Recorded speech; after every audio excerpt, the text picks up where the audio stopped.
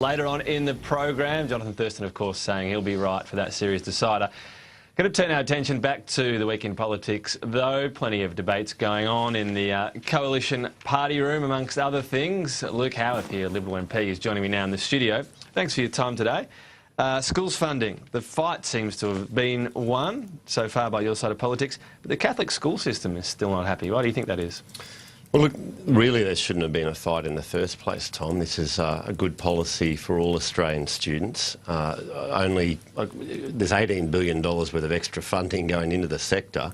It should be a lay-down misère that this just goes through. It's great for schools in my electorate. But I must note that up in my area, every school will benefit. And I think that's the main thing that we need to be discussing. You were quoted as saying you were, and correct me on the wording on this, ashamed to be Catholic over their campaign on schools funding. Well, look, I must say, but in relation to... I must say it is accurate because I must say that Brisbane, but in particular, have been good, but I have been disappointed with the way the Catholic educators have conducted themselves because, quite frankly, they're getting a 3.5% increase every year, year in, year out, over the next 10 years. And rather than going, well, thank you for that, we appreciate the extra funding, they're going, what about these guys? What about the independent schools and the state schools? And comparing to them, whereas I'd say is forget about what they're getting, be happy with what you're receiving. Not a very Christian approach, you might say? Well, yeah, some would agree. Strong language, ashamed to be Catholic. Well, I was just saying that I didn't actually use those exact words. Right. I just made the point that I'd been to Catholic schools all my life, from grade 1 through to year 12. That my sons have been in the state system for primary and in the Catholic system for high school, and I support the proposals that Minister Birmingham has put forward. They're sensible, they're needs-based, and we don't want to be getting to a stage where, like Labor had all these different deals. And it's very disappointing that Labor hasn't supported these changes, and they will wear that at the next election for sure. See where it goes. Now, ongoing debate as well in the coalition over the Finkel review. Are you one of the backbenchers with some concerns about the clean energy target?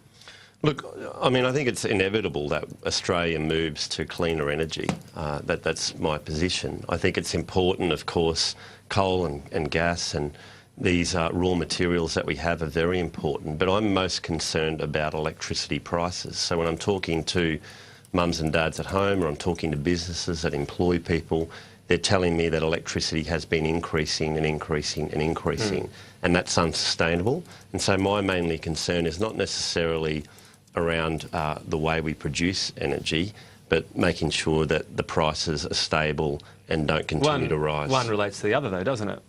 Well, it does, and some people say that renewables push it up in the short term and coal's cheaper. It's inevitable, of course, that we'll continue to use coal, but we will move away from it. Solar has widespread support right throughout Australia, and particularly in Queensland. Getting a lot cheaper? It's getting cheaper, there's battery storage, and the Prime Minister rightly makes the point that he's the first Prime Minister to actually say, well, look, storage is an issue, and put it on the front of the agenda. And our plans around hydro are particularly good as well, and it'd be good if we could increase more hydro. One thing you haven't mentioned is emissions. If we increase this sort of baseload level for the clean energy target to allow coal, we miss our emissions target, don't we? Well, I think we've hit all our emissions targets to date. Even if you go way back to when Howard was in with the Kyoto Protocol, even though it wasn't signed, we hit the emissions targets. They were very low ambitions, though. That's true. But look, you're right, and this is where we need to be technology neutral. It is about emissions. It's not about what type of energy we produce. It's about reaching the emissions targets. Absolutely, but you need to map out a way to get there. The Finkel report says we'll get there at this modelling of, I think it was 600 tonnes, and if it goes up, you miss it, presumably. So isn't that a danger, that if the party adopts this, that you've sacrificed one of the three of low emissions, reliable, cheap? Well, I think we will hit the emissions targets, and we need to be careful about the way we produce energy around costs. So emissions is important, and we're going for that, and we're hitting the targets. But we also need to make sure that it's cost effective, and I'm fully supportive of solar. You know, there has been party members talk about wind, how, you know, turbines and parts within turbines need replacing every 15 years and so forth.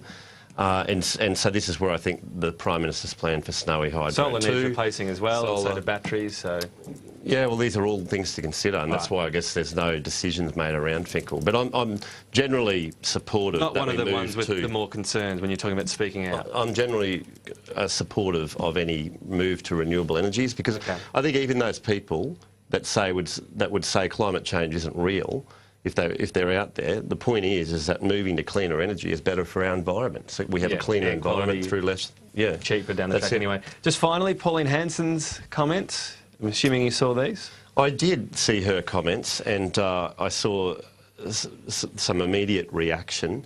I've had 2 texts this morning from people up my way. One was from a friend of mine who has an autistic son who sends her child to mainstream school, who was very disappointed and upset by Senator Hanson's comments. But then I had another text from a man who has a Down syndrome son who sends his children to special schools and said, well, there's 2 sides to the argument.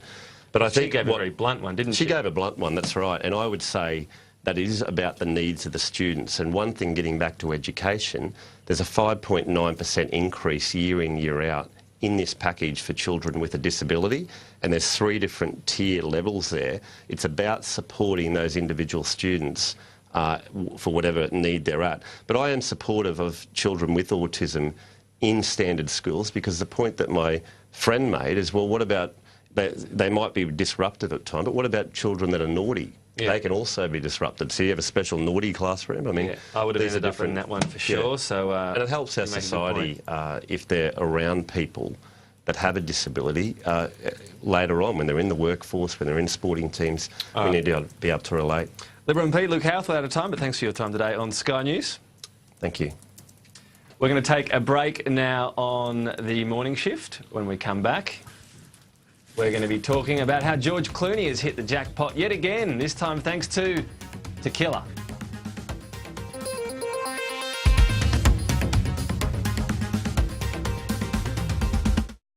You know that business, the one that's known